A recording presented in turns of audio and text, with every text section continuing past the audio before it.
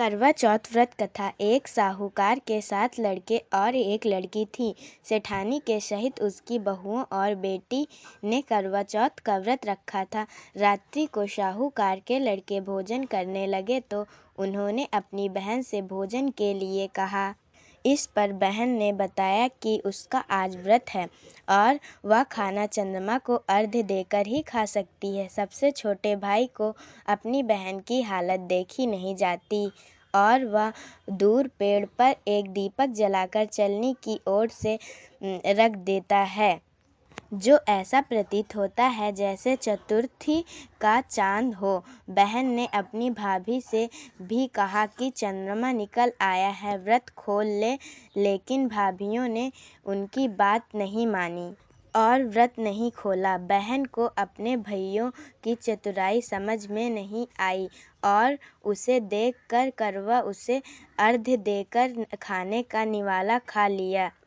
जैसे ही पहला टुकड़ा मुंह में डालती है उसे छींक आ जाती है, दूसरा टुकड़ा डालती है तो उसे बाल निकल आता है, तीसरा टुकड़ा मुंह में डालती है तो उसके पति की मृत्यु और समाचार का उसे मिलता है। वह बेहद दुखी होती है।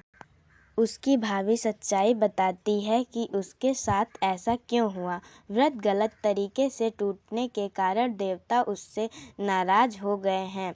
इस पर करवा निश्चय करती है कि वह अपने पति का अंतिम संस्कार नहीं करेगी और अपने सतीत्व से उन्हें पुनर्जीवन दिलाकर रहेगी।